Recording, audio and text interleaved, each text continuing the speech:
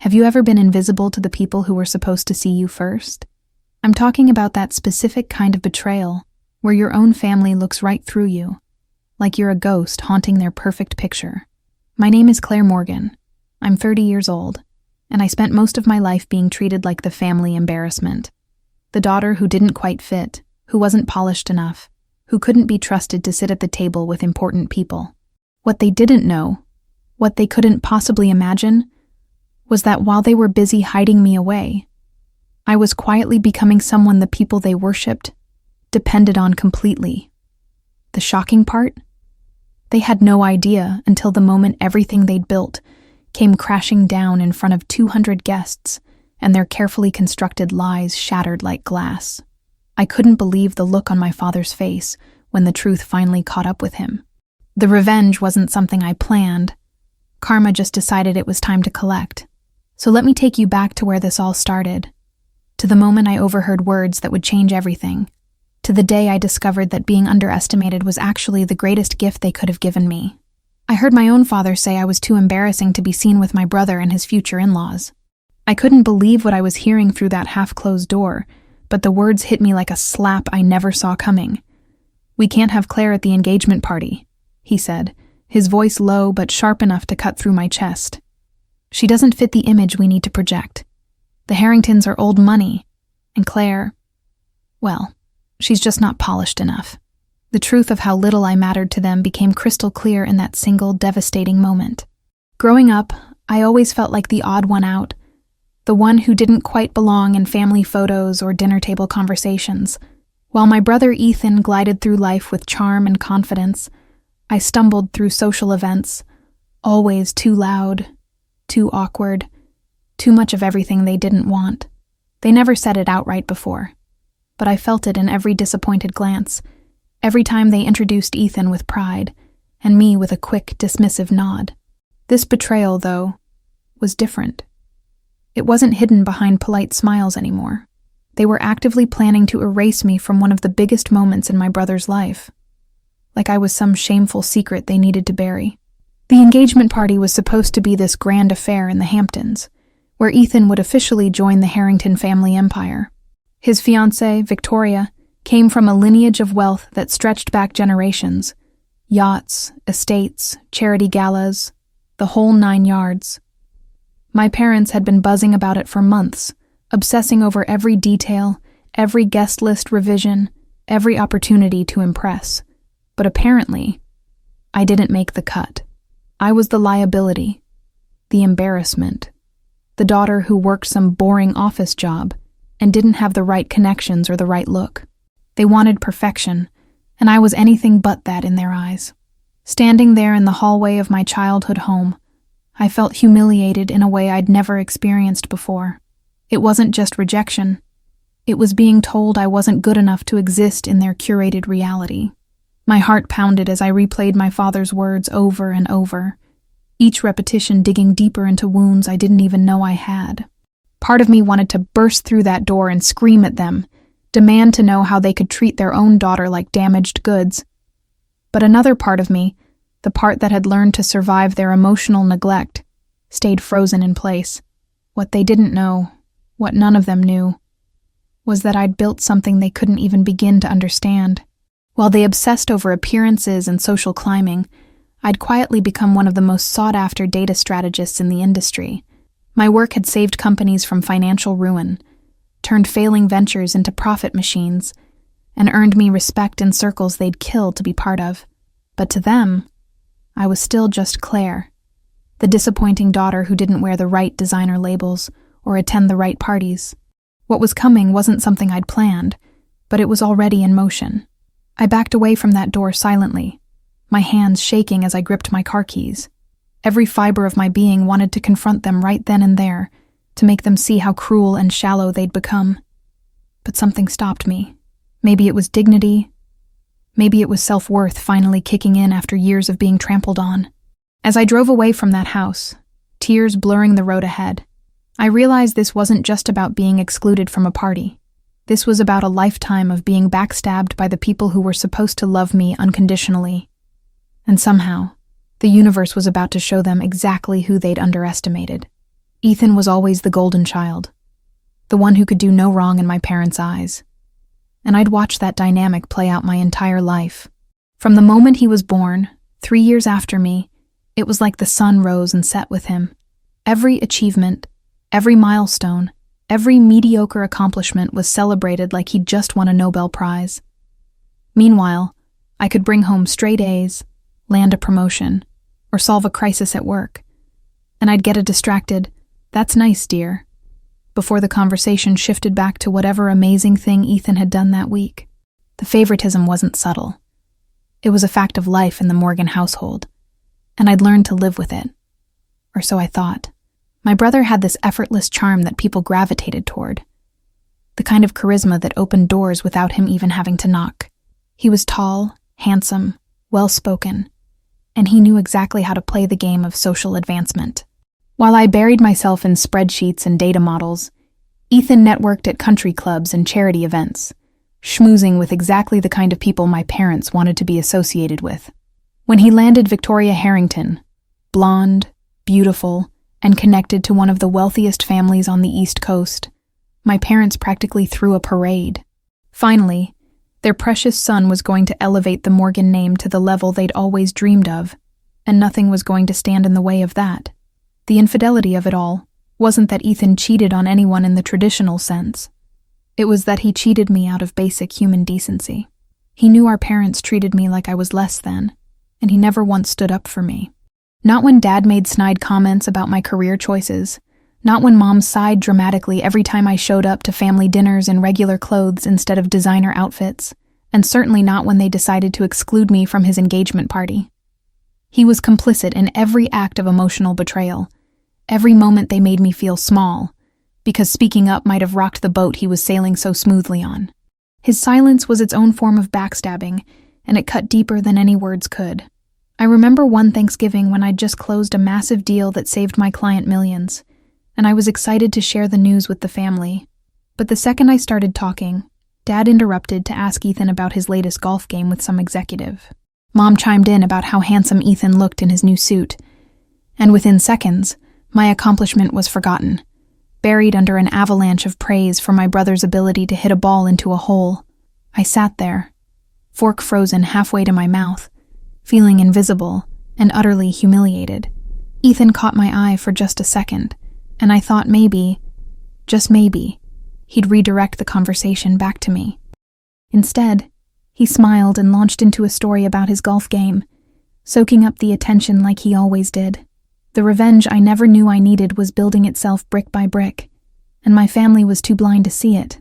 While they polished Ethan's image and prepared him for his debut into high society, I was quietly becoming indispensable to the very world they worshipped.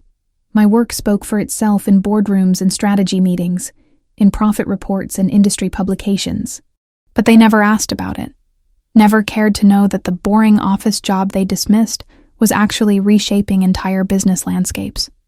They were so focused on Ethan's external shine that they missed the real power growing in the shadows, and karma was about to have a field day with their ignorance. Standing in my apartment that night after overhearing their cruel conversation, I looked at my reflection in the mirror and barely recognized the woman staring back. Years of being compared to Ethan, years of being found lacking, years of swallowing my pain and pretending it didn't matter. It had all accumulated into this moment. The shocking reality was that I'd spent so long trying to earn their approval that I'd forgotten to approve of myself. But something shifted in me that night, something fundamental and irreversible. I didn't need to be the golden child anymore, because I was about to discover just how much gold I'd already mined on my own. What my family never bothered to ask was what I actually did for a living, and that ignorance would soon become their downfall. For the past 5 years, I'd been working as a senior data strategist for a consulting firm that specialized in turning around failing luxury businesses. My job was to dive deep into financial records, consumer behavior patterns, and operational inefficiencies, then create comprehensive strategies that either saved these companies or maximized their profitability. It wasn't glamorous in the traditional sense, no red carpets or society page mentions, but it was powerful, and I was exceptionally good at it. The irony was that while my parents dismissed my career as irrelevant, I was literally reshaping the fortunes of the elite class they so desperately wanted to join. About 18 months ago, my firm took on a massive project that would become the culmination of everything I'd built over those 5 years, though I didn't know it at the time. The Harrington Resort Group was hemorrhaging money. 7 luxury properties across the Northeast were underperforming, guest satisfaction was plummeting, and their board was considering selling off assets to stop the bleeding. They needed someone who could analyze decades of data, identify the core problems, and implement solutions fast. My boss assigned me to lead the project, and I threw myself into it with the same intensity I brought to everything I did. I worked remotely under a professional alias, CJ Morgan instead of Claire, because the firm believed it gave our strategies more weight if clients didn't know who was behind them until the results spoke for themselves. Morgan was common enough in our industry that no one ever questioned it. The Harrington account consumed my life for over a year, but the payback came in results that nobody expected. I discovered that their problem wasn't the properties themselves. It was their outdated pricing models, inefficient staff allocation, and a complete disconnect between what modern luxury travelers wanted and what they were offering.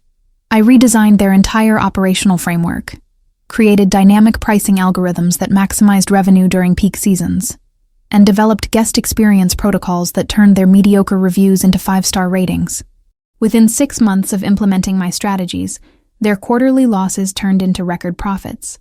Within a year, the Harrington Resort Group had not only recovered, but had expanded, acquiring 2 more properties and becoming one of the most talked about success stories in the hospitality industry.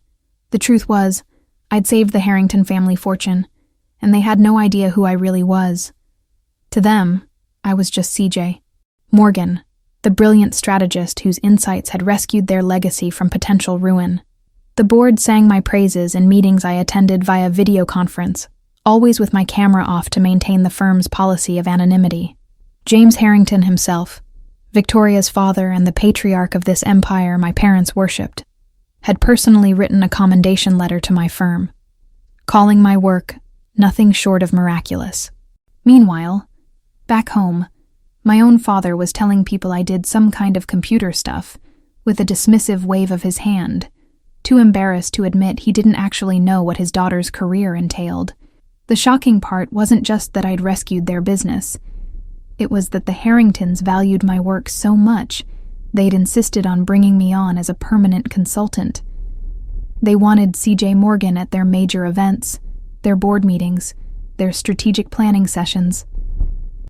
My firm had initially resisted making my identity public, but the Harringtons were adamant. They were planning a massive gala to celebrate the resort group's turnaround, and wanted to honor the person responsible for saving their family's legacy. My boss finally agreed, sending me the invitation with a note that said, "Time to step into the spotlight, Claire. They want to meet the genius behind the numbers." I stared at that invitation for hours, my hands trembling as I realized what was about to happen. The gala was scheduled for the same weekend as Ethan's engagement party in the Hamptons, and according to the guest list my assistant had sent over, the Harringtons would be hosting both events. Victoria's family was combining the celebration of their business recovery with the announcement of their daughter's engagement. 2 triumphs wrapped into one elaborate weekend of elite socializing. My parents would be there, dressed in their finest, trying to impress the very people who were about to discover that the daughter they'd hidden away was the reason the Harrington Empire still existed. The justice of it all was almost too perfect, too poetic, and I hadn't orchestrated any of it. Karma had simply decided it was time to collect, and I was just along for the ride. The weeks leading up to the gala were surreal, like watching 2 parallel universes collide in slow motion. On one side, my parents were in full preparation mode for Ethan's engagement party, obsessing over every detail of their grand entrance into high society.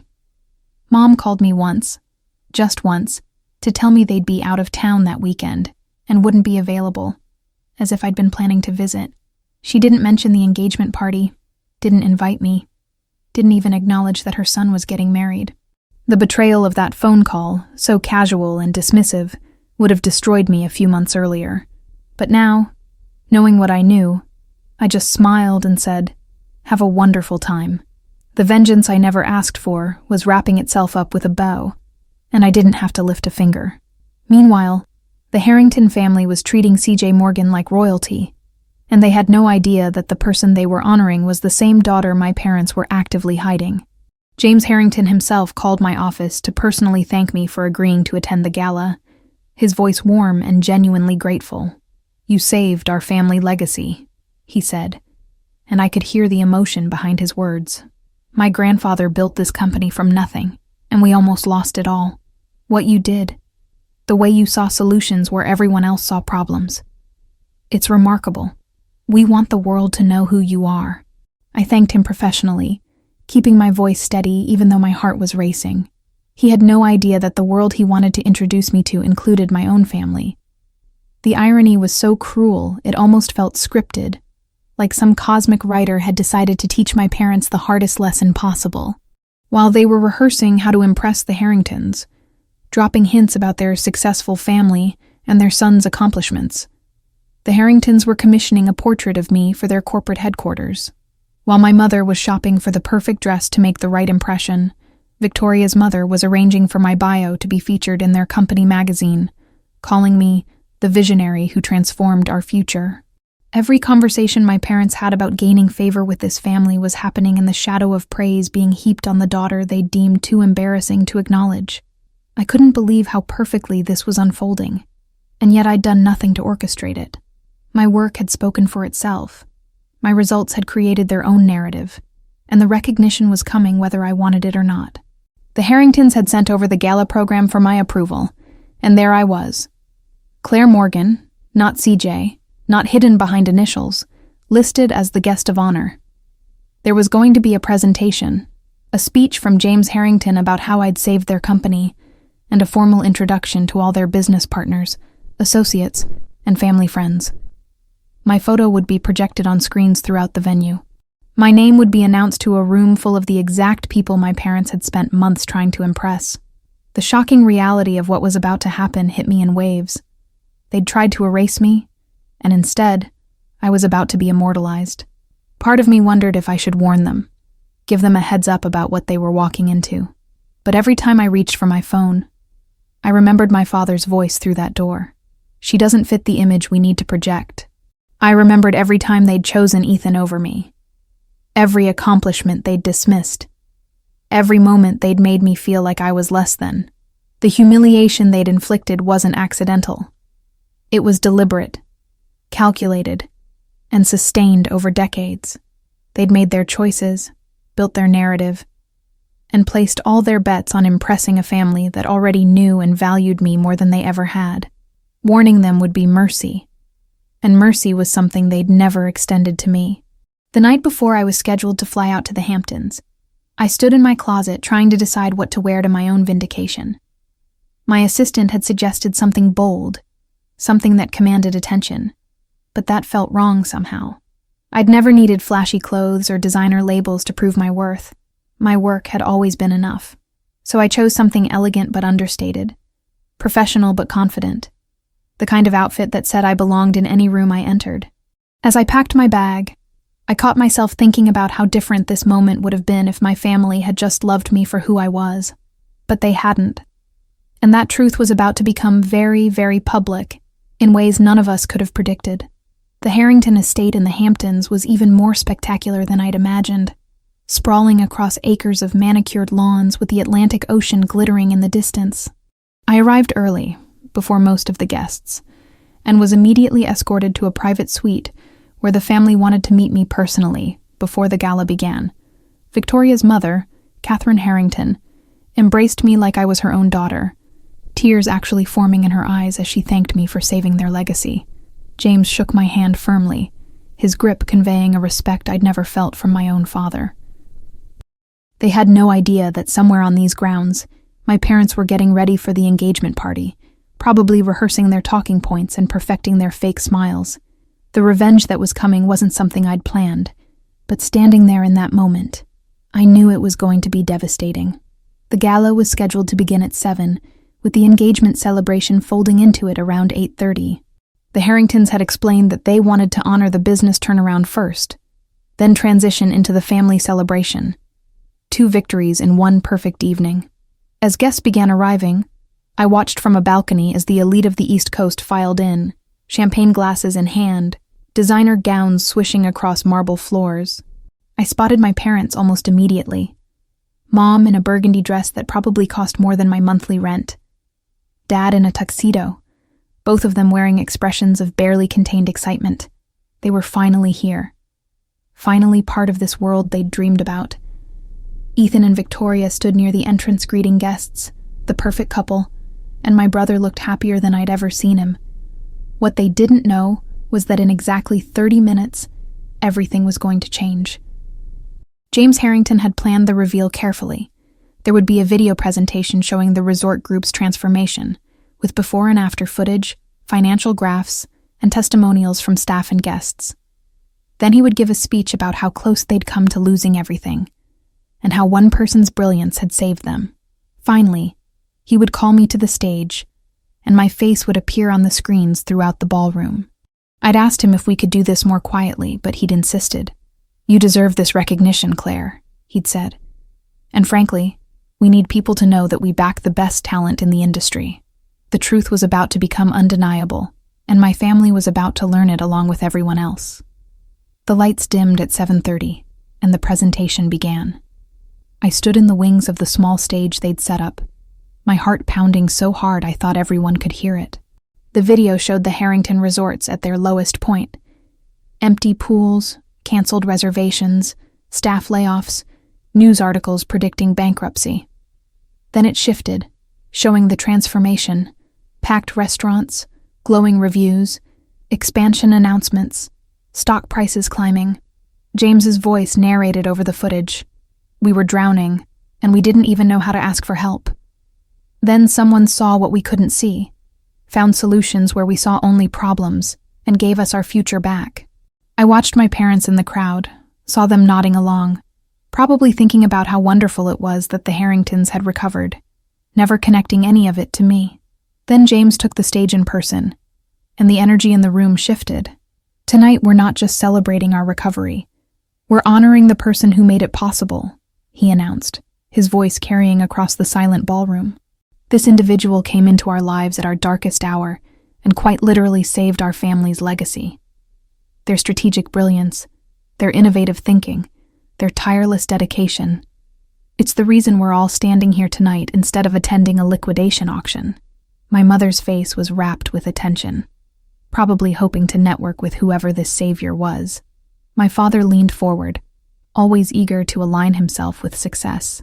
Ethan smiled politely, one arm around Victoria, completely oblivious. And then James said the words that would detonate their entire evening. "Ladies and gentlemen, please join me in welcoming the architect of our resurrection, the woman who saw our potential when we'd lost sight of it ourselves, Claire Morgan." The spotlight hit me as I stepped onto the stage, and for a moment, time seemed to freeze completely. On the massive screens flanking the stage, my professional headshot appeared, sophisticated, confident, unmistakably me. The applause was thunderous, but I wasn't hearing it. I was watching my mother's champagne glass slip from her hand and shatter on the marble floor. I was seeing my father's face drain of all color as his mouth fell open in shock.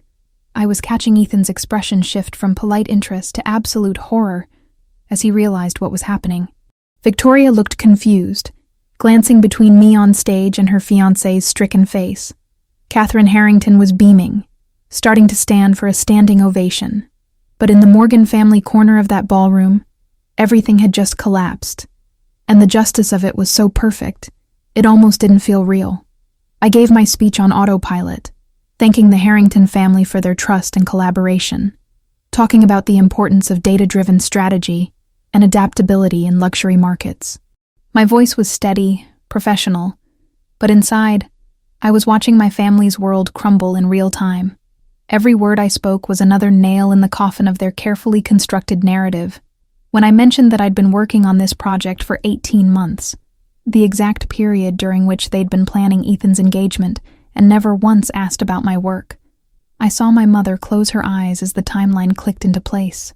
The betrayal they'd inflicted on me was now being reflected back at them 100-fold, and they had no one to blame but themselves. After the presentation, The room erupted into networking chaos as people rushed to congratulate me and exchange business cards. James Harrington kept me close, introducing me to CEOs, investors, and old money families who treated me with a respect that felt foreign after a lifetime of my family's dismissal. I was polite, gracious, professional, but I was also acutely aware of where my parents were. Standing frozen near the bar, watching this unfold like witnesses to a car crash. Ethan had disappeared, probably pulled aside by Victoria to explain who I was, and why he'd never mentioned having a sister who'd saved her family's fortune. The payback I never sought was happening organically, and it was more thorough than any revenge I could have plotted. It took almost an hour before my father worked up the courage to approach me. I was talking to a venture capitalist about potential future projects when I felt a hand on my elbow. Tentative, uncertain, nothing like the authoritative grip I'd known my whole life. "Claire," he said, and his voice cracked slightly. "We need to talk." I excused myself from the conversation and turned to face him, and the look on his face was something I'd never seen before. Shame mixed with desperation. The expression of a man who'd just realized he'd made a catastrophic error in judgment. Mom stood a few feet behind him, her eyes red like she'd been crying, and for the first time in my life, I felt nothing. Not anger, not satisfaction. Just a cold, clear emptiness where their approval used to matter. "I don't think we do need to talk," I said quietly, keeping my voice low so the people around us wouldn't hear. "You made it very clear where I stand in this family. I was too embarrassing to be seen with Ethan and his elite in-laws. Remember?" My father flinched like I'd slapped him, and I watched him struggle to find words that could somehow undo what he'd said.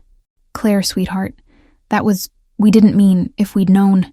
He was grasping at explanations, trying to rewrite history now that the truth had humiliated him so completely.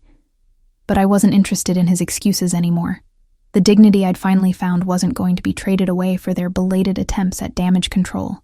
Mom stepped forward then, her hands reaching for mine, but I stepped back instinctively. "Honey, we're so proud of you," she said, and the words that I'd waited my entire life to hear now sounded hollow and worthless. "We had no idea you were doing such important work. Why didn't you tell us?" The audacity of that question almost made me laugh. Why didn't I tell them? Because they never asked. Because every time I tried to share my accomplishments, I was interrupted or dismissed or overshadowed by whatever mundane thing Ethan had done. Because I'd learned that my achievements didn't matter to them unless those achievements elevated their social status. "You never wanted to know," I said simply. "And now that you do know, it's only because other people told you I was worth paying attention to."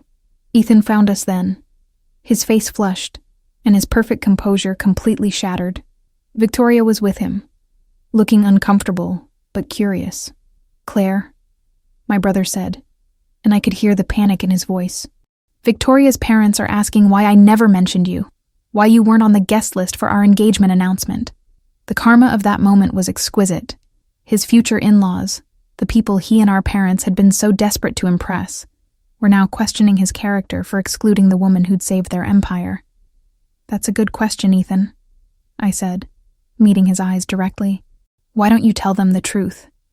Tell them I wasn't polished enough, wasn't the right image, wasn't good enough to be seen with your elite friends." His mouth opened and closed, but no words came out.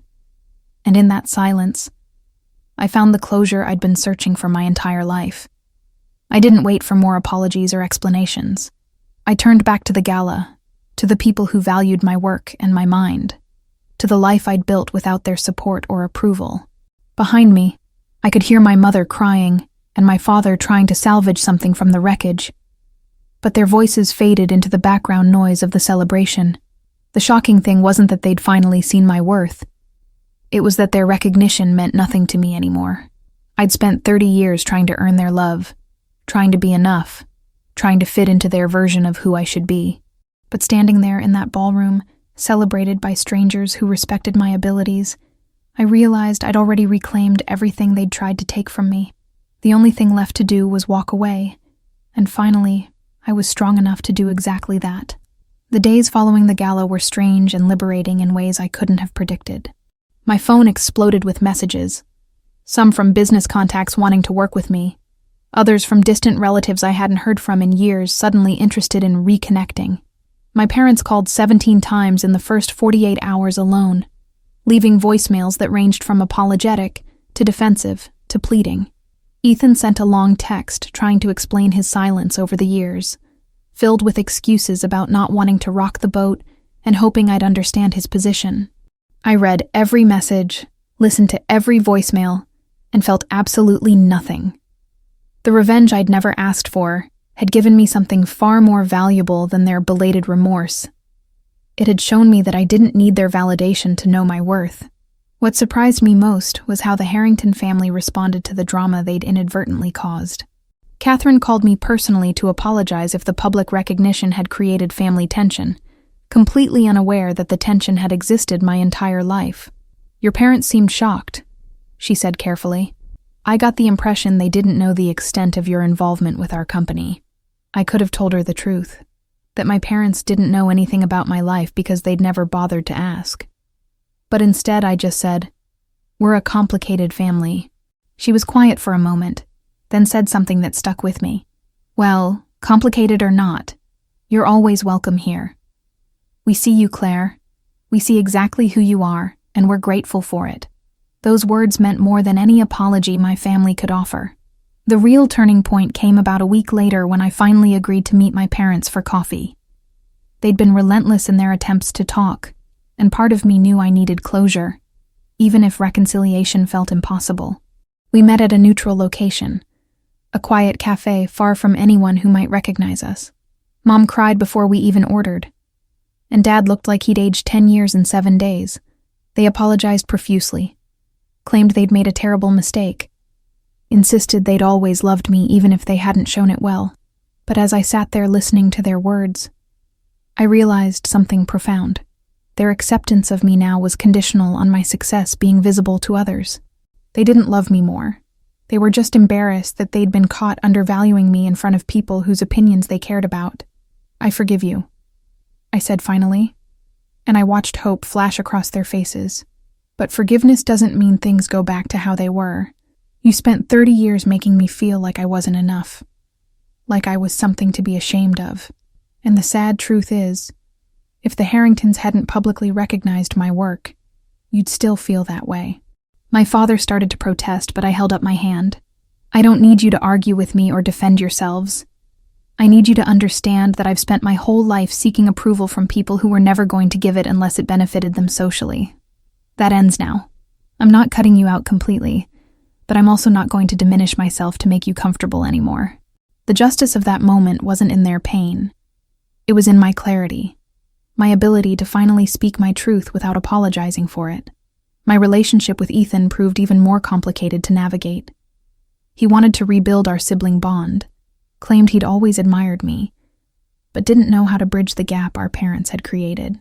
Part of me wanted to believe him, wanted to salvage something from the wreckage of our family dynamic. But I couldn't forget all the times he'd stood by silently while I was dismissed, all the moments he could have spoken up, but chose his comfort over my dignity. "I don't hate you," I told him during one of our awkward phone calls, "but I don't trust you either."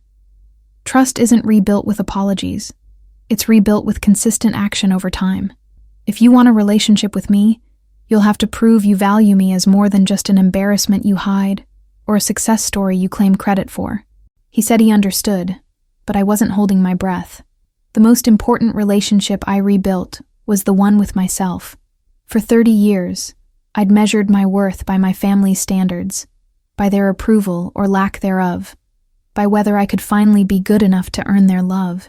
The shocking revelation wasn't that they'd been wrong about me. It was that I'd been wrong to let their perception define me. I was brilliant, capable, successful, and valuable regardless of whether they recognized it. The cheating they'd done wasn't infidelity in the romantic sense. It was cheating me out of the childhood I deserved, the support I needed, the unconditional love every child should receive. But I couldn't change the past, and spending my present trying to fix them would only steal my future. So I chose differently. I chose me. I chose to reclaim my dignity, my self-worth, and my right to be seen and valued exactly as I am. And in that choice, I found something my family's approval could never give me: Genuine, unshakable peace with who I'd become despite them. Not because of them. So here's what I want to know.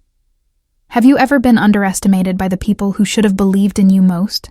Have you experienced that specific kind of betrayal where your own family made you feel like you weren't enough, only to discover later that you were more than they could ever comprehend?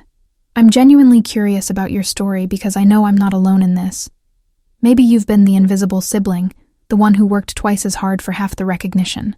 Maybe you've felt that sting of being excluded from family events because you didn't fit someone else's image of perfection. Or maybe you've had your own moment of vindication where the people who dismissed you finally saw your worth, and you got to decide whether their recognition even mattered anymore. Drop your thoughts in the comments below. Tell me about a time when you reclaimed your dignity from people who tried to diminish you. Tell me how you learned to value yourself when the validation you wanted most never came. And honestly, tell me if you think I should have handled things differently with my family, because I'm still processing all of this myself. Your perspective might help someone else reading this who's going through something similar right now. And if this story resonated with you, if you felt seen in these words, make sure you subscribe to this channel and hit that notification bell. I share real stories about family drama, betrayal, justice, and the messy journey of learning to choose yourself when no one else will. Trust me, you don't want to miss what's coming next, because life has a way of delivering the most unexpected karma, and I've got more stories to tell. So drop that comment, hit subscribe, and let's keep this conversation going. I'll see you in the next one.